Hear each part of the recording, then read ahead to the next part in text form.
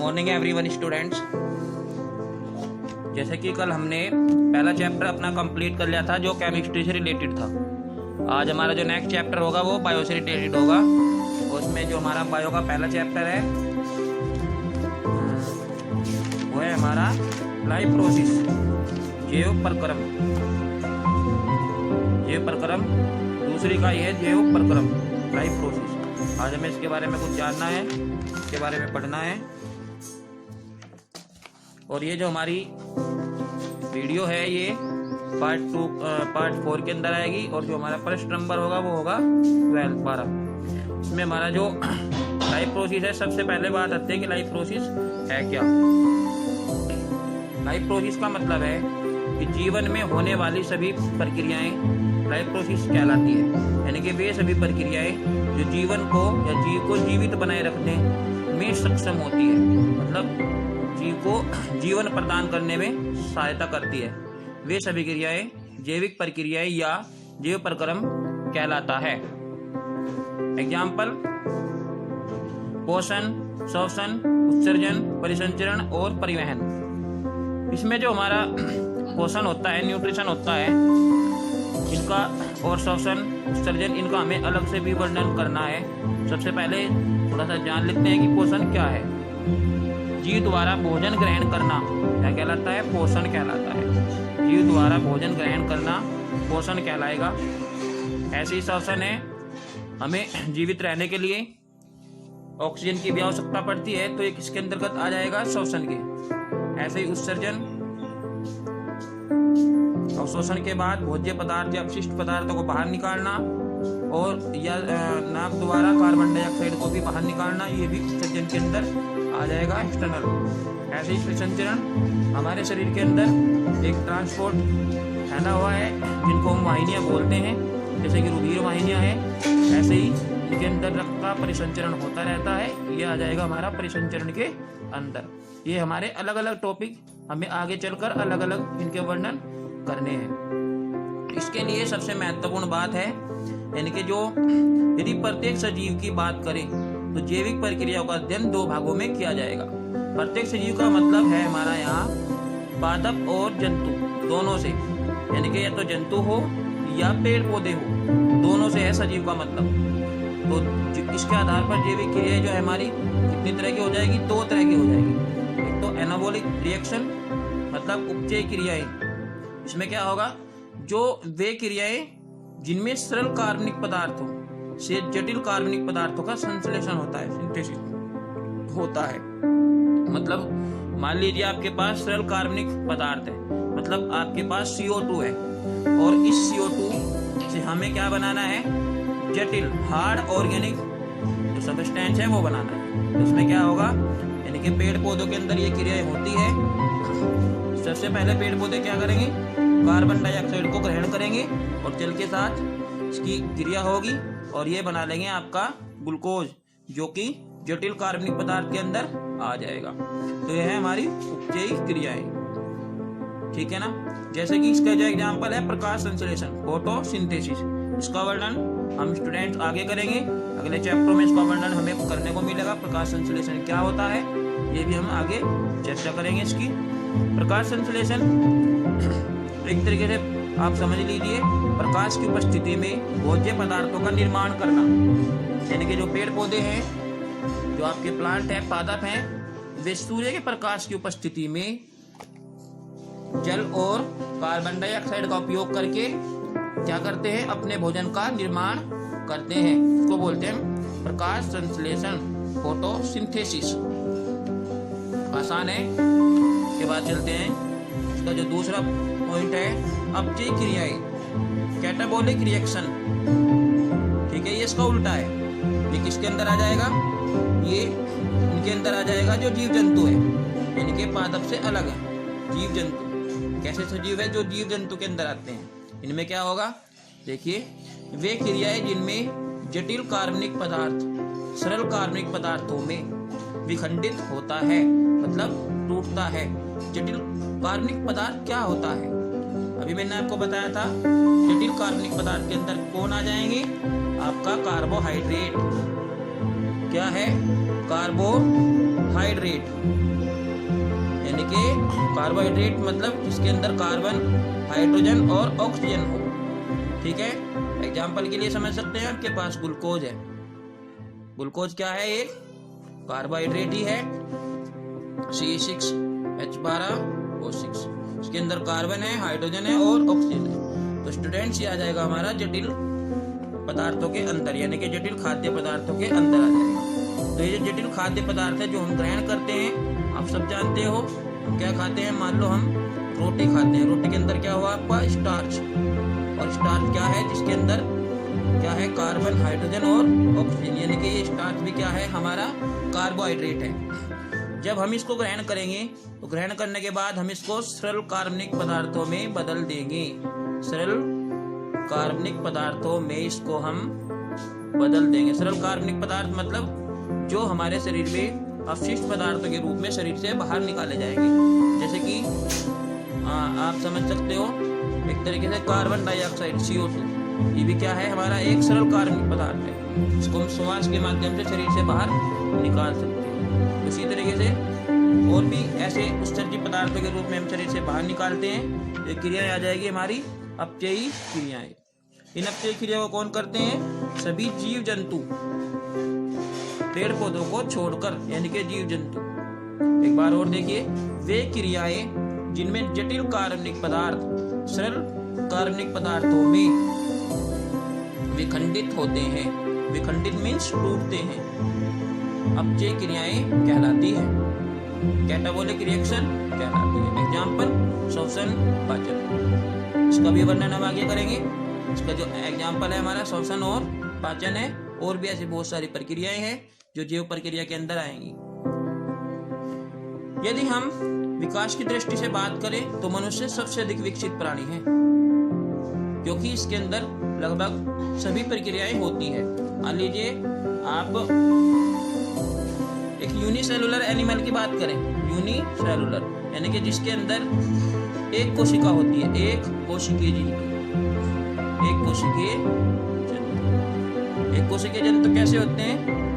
जो आपके प्रोटोजोआ है, प्रोटोजोआ, ठीक है ना, प्रोटोजोआ। तो प्रोटोजोआ एनिमल है, सारे के सारे कैसे होते हैं? एक कोशिकीय जंतु कहलाते हैं। एक कोशिकीय का मतलब है कि जिसमें केवल एक ही कोशिका हो, एक कोशिका हो और एक केंद्रक हो बड़ा, और इसके अंदर साइटोप्लाज्मा भी भरा हुआ हो, जिसको जीव द्रव्य कहते हैं, साइटोप्लाज्मा। ये सारे के सारे किसके अंदर आ जाएंगे? एक कोशिकीय जंतु के अंदर आ जाएंगे। जहाँ तक मनुष्य की बात है तो सबसे अधिक विकसित प्राणी है, क्योंकि इसके अंदर लगभग सभी जैविक क्रियाएं कंप्लीट होती है, तो इसलिए सबसे विकसित प्राणी के अंदर आ जाएगा। ठीक है, जैसे कि आपने 9th क्लास में भी इसका हिंट पढ़ा था कि मनुष्य एक ऐसा जीव जंतु है जिसके शरीर का प्रत्येक पार्ट का डिपार्टमेंट अलग अलग होता है।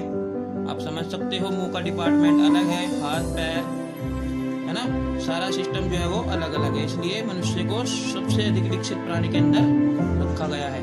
ये बात बहुत खास है। कई बार कंपटीशन के एग्जाम में भी यह पूछी जाती है कि विकास की दृष्टि से निम्नलिखित में से कौन सा प्राणी सबसे अधिक विकसित है। तो कई बार इसमें जो ऑप्शन आता है हाथी, तो कई बार बच्चे किस में कर देते हैं? हाथी को क्लिक कर देते हैं। तो ऐसा नहीं है। सबसे अधिक जो विकसित प्राणी होगा हमारा, उसमें आ जाएगा, मनुष्य में आ जाएगा। और बढ़िया बिंदु था ये, तो आप नोट करके अलग से लिख लेंगे। इसके बाद आता है हमारा पोषण। पोषण मीन्स न्यूट्रिशन। पोषण से आप पहले से ही परिचित हो। जीव जंतु को जीवित रहने के लिए ऊर्जा की आवश्यकता पड़ती है, और इसी ऊर्जा को प्रत्येक जीव जंतु किसके रूप में ग्रहण करता है? भोजन के रूप में ग्रहण करता है। अर्थात जीव जंतु का भोजन ग्रहण करना ही पोषण कहलाता है। आसान डेफिनेशन है, एक बार चलिए यहाँ देखते हैं। शरीर की सभी जैविक क्रियाओं के लिए या क्रियाओं के संचालन के लिए प्राणी को भोजन ग्रहण करना पड़ता है। संचालन मतलब चलाने के लिए, है ना, संचालन मीन्स चलाना। ठीक है, जैविक क्रिया मतलब जो जीव जंतु के लिए जो आवश्यक प्रक्रियाएं होती रहती है, जैसे सांस लेना, खाना, खेलना, कूदना, और भी बहुत सारे कार्य हम करते हैं, सारे के सारे जैविक क्रियाओं के अंदर आते हैं। तो जैविक क्रियाओं को नियमित रूप से बनाए रखने के लिए हमें किसकी जरूरत पड़ती है? भोजन की जरूरत पड़ती है। तो भोजन ग्रहण करना क्या कहलाएगा? पोषण कहलाएगा, जिससे ऊर्जा प्राप्त की जा सके। यानी कि अगर कोई पूछता है कि हम भोजन ग्रहण क्यों करते हैं, तो भोजन ग्रहण करने का हमारा मुख्य उद्देश्य होता है कि ऊर्जा प्राप्त करना, ठीक है ना, ऊर्जा प्राप्त करना, ठीक है। ये इसके जो पोषण है इसके अंदर खास बात है, ऊर्जा ग्रहण करना। इसी क्रिया को जीव का पोषण, यानी कि जीव जंतुओं द्वारा भोजन ग्रहण करने की प्रक्रिया को क्या कहेंगे? पोषण कहते हैं। इसके बाद है पोषण या भोजन की आवश्यकता, नीड ऑफ फूड और न्यूट्रिशन। यानी कि जो पोषण है, जो भोजन है, उसकी आवश्यकता हमें क्यों होती है, क्यों होती है भोजन की आवश्यकता? इसके लिए हमारे कुछ खास पॉइंट हैं। नंबर 1 है हमारा ऊर्जा की पूर्ति करना, सप्लाई ऑफ एनर्जी। यानी कि ऊर्जा की पूर्ति हमारा भोजन किस प्रकार करता है, वो इसके अंदर हमें देखना है। देखिए जरा, सप्लाई का मतलब आप जानते भी होंगे, सप्लाई किसी चीज की पूर्ति करना है, पूर्ति आपूर्ति कराना, ठीक है ना। जैविक कार्यों में खर्च होने वाली ऊर्जा की पूर्ति भोजन के ऑक्सीजन द्वारा होती है। इसी ऊर्जा या इस ऊर्जा का उत्पादन जैव अणु मतलब मोलिकुलर या बायोमोलिकुलर, जैसे कि कार्बोहाइड्रेट या ग्लूकोज के उपयोग द्वारा होता है, ठीक है। यानी कि जैविक कार्यों में जो खर्च होने वाली ऊर्जा है वो किसके माध्यम से होती है? कार्बोहाइड्रेट मतलब ग्लूकोज, सुक्रोज, और भी ऐसे बहुत सारे हैं, फ्रक्टोज, आप इनको भी इसके अंदर ले सकते हो। तो इनके माध्यम से ये ऊर्जा हमें प्राप्त होती रहती है, ठीक है। इन अणुओं को हम बायोमोलिकुलर मतलब जैव अणु कहते हैं, सिंपल है। इसके बाद आता है हमारा सेकंड पॉइंट, शरीर की वृद्धि, ग्रोथ ऑफ द बॉडी। यानी कि शरीर की वृद्धि में ये जो हमारे जो भोजन है, जो पोषण है, किस प्रकार सहयोग करता है, तो देख लेते हैं। इसमें क्या है? बचे हुए खाद्य पदार्थों का जीव द्वारा आत्मसात कर लेना स्वांगीकरण कहलाता है। ये मोस्ट इंपोर्टेंट बात है। कभी कभी 1 नंबर का एग्जाम में पूछा जाता है कि स्वांगीकरण को परिभाषित कीजिए। स्वांगीकरण का मतलब क्या है? कि कुछ बचे हुए खाद्य पदार्थों का जीव द्रव्य द्वारा आत्मसात कर लेना, मतलब अंदर से ही ग्रहण कर लेना, क्या कहलाएगा? हमारा स्वांगीकरण कहलाता है। इस प्रकार जीवधारियों के शरीर में भी वृद्धि होती है। इसमें उपस्थित प्रोटीन्स, खनिज लवण, विटामिन आदि शरीर की वृद्धि में महत्वपूर्ण भूमिका, ठीक है। कभी कभी क्वेश्चन आ जाता है कि जो जीव की वृद्धि के लिए आवश्यक अवयव हैं वे कौन कौन से हैं? तो कौन कौन से अवयव हैं? मेन है प्रोटीन, खनिज लवण है, विटामिन, ये क्या करते हैं? शरीर की वृद्धि के लिए भूमिका निभाते हैं, सिंपल है। तो इस प्रकार हमारा जो पोषण है वो शरीर की वृद्धि में भी सहायता करता है। बढ़ना, सेल डेवलपमेंट के माध्यम से वृद्धि होती है, ग्रोथ। उसके बाद हमारा नेक्स्ट पॉइंट है शरीर में टूट फूट की मरम्मत, रिपेयर करना। यानी कि शरीर के अंदर जो घटनाएं घटती है डेली, इसको रिपेयर करना भी भोजन का कार्य होता है। पोषण की क्रिया द्वारा ये रिपेयर होता है। कैसे होता है? प्रोटीन के द्वारा शरीर में प्रतिदिन होने वाली टूट फूट का मतलब है बच्चों यहाँ, जैसे कि मान लो शरीर में चोट लग सकती है या कोई थोड़ी बहुत मच्छर काट लेता है, वो भी इसी के अंदर आएगा। तो बच्चों एक मच्छर काटने से हमारे शरीर की कई हजार जो कोशिकाएं हैं वो नष्ट हो सकती है। तो इन कोशिकाओं को फिर से जीवन देने का कार्य कौन करता है? जीव का जो पोषण है वो ही ये कार्य करता है, मतलब प्रोटीन के द्वारा इन सब की पूर्ति होती है। कई बार एग्जाम में क्वेश्चन पूछा जाता है कि जो प्राणी कोशिका है, जंतु कोशिका, प्राणी कोशिका, तो आप एनिमल सेल्स भी कह सकते हो। एनिमल सेल, जो एनिमल सेल्स है, इस एनिमल सेल्स के अंदर जो एनिमल सेल्स है, इसका जो बाहरी पार्ट किस पदार्थ का बना होता है या किस कार्बोहाइड्रेट का बना होता है? तो एग्जाम में कई बार क्वेश्चन पूछा गया है, तो किसका बना हुआ है? प्रोटीन का, ठीक है। इसको आपको भूलना नहीं है। जो पादप कोशिका है वो किसकी बनी होती है? सेलुलोज की। लेकिन जो प्राणी कोशिका है वो किसकी बनी हुई होगी? आपकी प्रोटीन, ठीक है ना। ये प्रोटीन की बनी हुई होगी। तो प्रोटीन ही शरीर में होने वाली टूट फूट की मरम्मत करता है। कुछ खनिज लवण व विटामिन भी इस मरम्मत की क्रिया को प्रेरित करते हैं। ठीक है, खनिज लवण भी इसमें सहयोग करते हैं। खनिज लवण मतलब मिनरल्स और जो मिनरल्स हैं हमारे, ठीक है, जो मिनरल्स हैं, मिनरल्स मतलब आपका जल है और भी ऐसे बहुत सारे पदार्थ हैं। विटामिन है, ठीक है, विटामिन ए बी सी, इन सब की बात करें एक अलग अलग खाद्य पदार्थों से प्राप्त होती है ना, आपने 9th में भी पढ़ा था इनके बारे में। आगे भी अगला चैप्टर इसका आएगा तो भी इसका वर्णन हम वहाँ पे करेंगे। तो इन पदार्थों की भी जो मरम्मत करने की क्रिया है उनको प्रेरित। इसके बाद रोगों से रक्षा, ठीक है, प्रोटेक्शन फ्रॉम डिसीज। इसमें क्या होता है बच्चों, आपने देखा होगा कि जो बच्चे या जो लोग संतुलित आहार लेते हैं अपने भोज्य पदार्थ के रूप में, उनको बीमारी जो है बहुत कम होती है। कुछ बच्चे जो फास्ट फूड ज्यादा उपयोग करते हैं वे ज्यादा बीमार रहते हैं। आपने देखा होगा शरीर में ठीक प्रकार से पाचन नहीं हो पाता, ठीक है, और वे बहुत जल्दी बीमार होते रहते हैं। लेकिन ऐसे बच्चे घर का बना हुआ शुद्ध शाकाहारी भोजन यानी कि जो संतुलित भोजन है वो खाते हैं, वे बच्चे हष्ट-पुष्ट होते हैं, ठीक है, और उनके अंदर आलस्य भी नहीं होता। और भी ऐसी बहुत सारी खास बातें होती हैं बच्चों के अंदर। देखिए बच्चों, ये रोगों से हमारी किस प्रकार रक्षा करते हैं। संतुलित भोजन हमारे शरीर की प्रतिरोधक क्षमता यानी कि इम्यूनिटी को बढ़ाता है, ठीक है, रोगों से लड़ने की शक्ति को बढ़ाता है, ठीक है। लेकिन जो बच्चे सभी तरह की साग सब्जियां खाते हैं, कुछ बच्चे ऐसे होते हैं जो सभी प्रकार की साग सब्जियां नहीं खाते, जैसे कि लौकी है ना, बैंगन, भिंडी, इन चीजों से बच्चे परहेज करते हैं। लेकिन वास्तव में बच्चों ये हरी साग सब्जियां हमें अपने भोजन में प्रयुक्त करनी चाहिए। इससे क्या होगा, रोगों से लड़ने की जो शक्ति है, इम्यूनिटी जो है वो बढ़ेगी और इस प्रकार हम दवाइयों से दूर रह सकेंगे, ठीक है ना। तो आपको इस बात का ध्यान रखना है कि हमें हमेशा संतुलित भोजन करना चाहिए, ठीक है। उसके बाद आता है भोजन के मुख्य अवयव। मुख्य अवयव भोजन के कौन कौन से होते हैं? प्रोटीन है, विटामिन है, खनिज लवण है, ठीक है। इस कार्य के लिए अत्यंत महत्वपूर्ण पोषक यानी कि जो रोगों से लड़ने की जो शक्ति में हमारा सहयोग करने वाले हैं, तो कौन कौन से होते हैं? प्रोटीन, विटामिन, है ना, और खनिज लवण आदि इस कार्य के लिए अत्यंत महत्वपूर्ण पोषक पदार्थ हैं, ठीक है, आसान है। इसके बाद आता है हमारा पोषण के प्रकार, टाइप ऑफ न्यूट्रिशन, यानी कि जो हमारा पोषण है, जो भोजन ग्रहण करने की जो प्रक्रिया है वो कितनी तरह की होती है? वो हमारी 2 तरह की होगी, ऑटोट्रोपिक न्यूट्रिशन और हेटरोट्रोपिक न्यूट्रिशन। ऑटोट्रोपिक मतलब अपने आप स्वयं भोजन का निर्माण करना, यानी कि ऐसे जीव जंतु या ऐसे जीवधारी जो अपने भोजन का निर्माण स्वयं कर लेते हैं। जैसे कि आप समझ पा रहे होंगे, ऐसा जीव जंतु बहुत कम होते हैं, लेकिन खासकर ऐसे पेड़ पौधे होते हैं। कभी आपने पेड़ पौधों को घूमते हुए देखा है?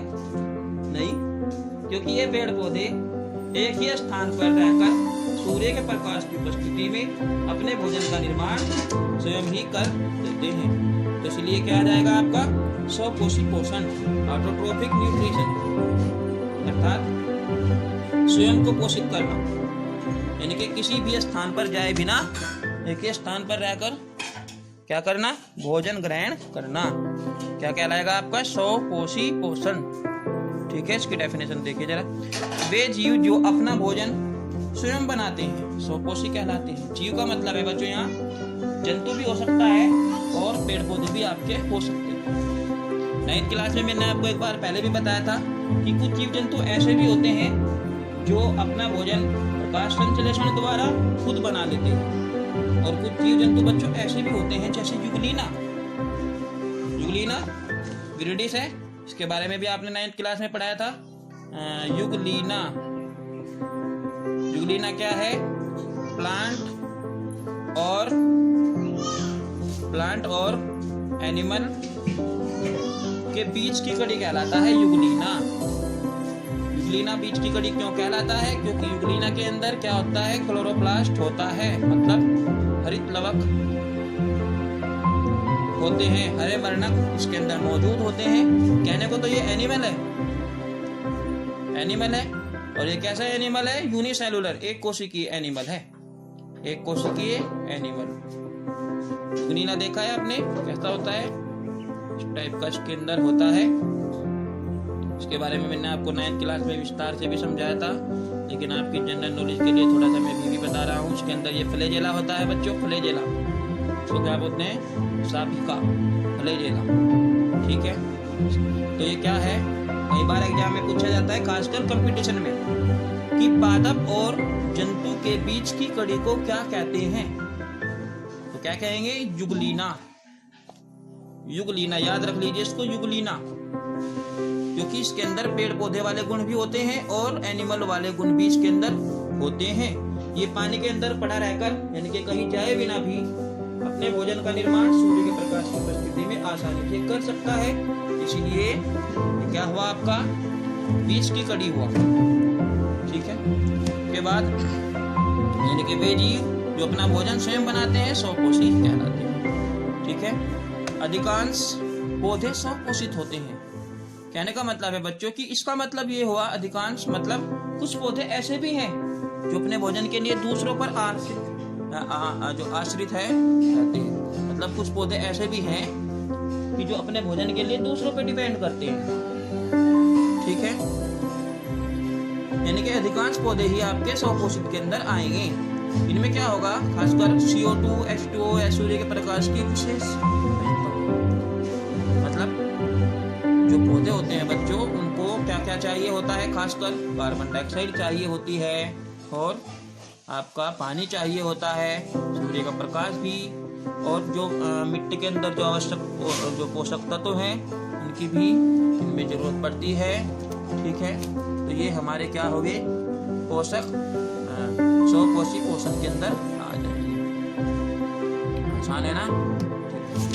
के बाद आता है हमारा विषम पोषी पोषण, हेटरोट्रोपिक न्यूट्रिशन। हेटरोट्रोपिक न्यूट्रिशन मतलब इसमें क्या होगा आपका, अर्थात जो अपने भोजन के लिए दूसरे जीवों पर निर्भर करते हैं, यानी कि अपना भोजन खुद नहीं बनाएंगे, ये अपने भोजन के लिए दूसरों पर डिपेंड रहेंगे, परपोषी या विषम पोषी पोषण कहलाता है। ठीक है, आप भी अपने भोजन के लिए दूसरों पे डिपेंड करते हो ना, तो इसलिए आप किस में आ जाओगे, विषम पोषी पोषण।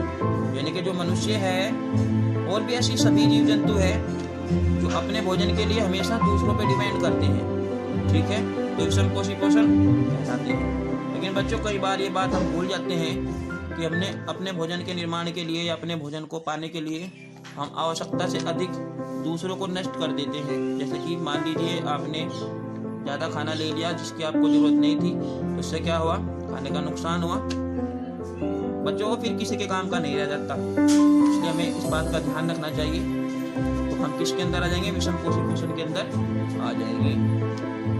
ठीक है, नोट, इसके अंदर क्या क्या आ जाएगा, शाकाहारी, मांसाहारी, सर्वाहारी, मर्तोपजीवी, विषम पोषी पोषण। ठीक है, इसमें क्या होगा, इसके जो टाइप है, शाकाहारी मतलब जो केवल शाकाहारी होते हैं, यानी कि जो केवल फल फूल पत्तियां खाते हैं। ठीक है, हरी साग सब्जियां खाते हैं, वे इसमें आते हैं शाकाहारी। मांसाहारी मतलब जो मांस खाने वाले हैं, जैसे कि आप शेर को ले लो, ठीक है ना, और भेड़िया है, ये कैसे होते हैं, मांसाहारी एनिमल्स। ठीक है, ऐसे ही सर्वाहारी है जो दोनों तरह के खा लेते हैं, वे आएंगे हमारे सर्वाहारी। जैसे कि आप देखते हैं कुत्ता है, कुत्ता किसके अंदर आ जाएगा, मनुष्य भी सर्वाहारी होता है, मनुष्य शाकाहारी, मांसाहारी, सर्वाहारी तीनों टाइप का होता है। ठीक है, मर्तोपजीवी हैं, विषम पोषी पोषण के जो भाग हैं वो कितने होंगे, 3, यानी कि प्राणी संभोजी। ठीक है, होलोजिक न्यूट्रिशन। ठीक है, इसमें क्या आ जाएगा, वे जीव जो विभिन्न जटिल भोज्य पदार्थों को, वे जीव जो विभिन्न जटिल भोज्य पदार्थों को ठोस अवस्था या तरल अवस्था में ग्रहण करते हैं। ठीक है, सब प्राणी भोजी कहलाते हैं। जैसे कि अमीबा है, कुत्ता, बकरी, शेर, मानव, यानी कि जो जीव जंतु, ठीक है, भोज्य पदार्थों को ठोस अवस्था या तरल अवस्था में ग्रहण करते हैं। मनुष्य है, पानी पी सकता है, तरल हुआ, दूध पी सकता है, तरल। ऐसे रोटी क्या है, ठोस, चावल ठोस, है ना, सेब संतरे क्या है, ठोस अवस्था। तो इसी तरीके से आप ये सब क्या आ जाएंगे, सब प्राणी भोजी पोषण, होलोजिक न्यूट्रिशन, यानी कि जो सभी तरह के ठीक है, भोजन को खा सकते हैं। उसके बाद है पैरासाइटिस, परजीवी। वे जीव जो दूसरे जीव जंतु या पादप के शरीर में रहकर और इन्हें बिना मारे ही इनसे भोजन ग्रहण करते रहते हैं, ये आते हैं परजीवी के अंदर। देखिए, जो जीव जंतु दूसरे जीव जंतु के शरीर पर रहकर अपने भोजन का निर्माण करते रहते हैं, ये परजीवी कहलाते हैं। परजीवी कौन कहलाएंगे? जो दूसरे जीव जंतु के ऊपर रहकर, इनके शरीर के ऊपर रहकर इन्हें बिना मारे, ठीक है, इनसे शरीर से भोजन ग्रहण करते हैं, पैरासाइटिस्ट यानी कि परजीवी। उसके बाद मर्तोपजीवी, ठीक है, स्पोरोजोइक मतलब मर्तोप, नाम से पता चल रहा है मर्तोपजीवी, यानी कि जो मरे हुए जीव जंतुओं को खाएंगे। मर्तोपजीवी जो मरे हुए जीव जंतुओं को खाते हैं, ठीक है। अच्छा, कई बार ऐसा देखा होगा आपने, जैसे कि कहीं कुत्ता या फिर कुछ तरह का जीव जंतु मर जाता है तो उसको कौन खाता है? जो कवक जीवाणु, बैक्टीरिया, यीस्ट, इस तरह की जो छोटी छोटी कीटाणु है इसके अंदर लग जाते हैं और उसको नष्ट कर देते हैं, कहते हैं हमारे मर्तोपजीवी। बच्चों, इनका विशेष महत्व है। अगर ये मर्तोपजीवी जीवी नहीं होते, तो जैसे कि मान लीजिए कहीं कुत्ता हुआ है, कुत्ता पड़ा हुआ है और मर्तोपजीवी नहीं है, तो कुत्ता ऐसे ही सड़ता रहेगा हमेशा। तो मर्तोपजीवी का विशेष महत्व है। ये मरे हुए जीव जंतुओं को या पेड़ पौधों को ये मिट्टी में मिला देते हैं, नष्ट कर देते हैं, है ना। बहुत बढ़िया कमाल की चीज, ठीक है। तो मर्तोपजीवी का विशेष महत्व है, ठीक है। वही जीव जो मर्त जीवों से अपना भोजन प्राप्त करते हैं, मर्तोपजीवी, जैसे कवक, जय है, बैक्टीरिया, यीस्ट आदि, ठीक है, जो अपना भोजन, ठीक है, मर्तक जीव जंतुओं से करते हैं। ये सारे के सारे मर्तक जीव जंतु कहलाएंगे। और ये कवक है, जीवाणु, यीस्ट और बहुत सारे हैं बच्चों। तब के लिए आप इसको कंप्लीट करिए, फिर मिलते हैं नेक्स्ट वीडियो में, ठीक है। तब तक धन्यवाद आपका, ठीक है। आप ये काम सारा कर लीजिए, थैंक यू। मुलाकात होगी नई वीडियो।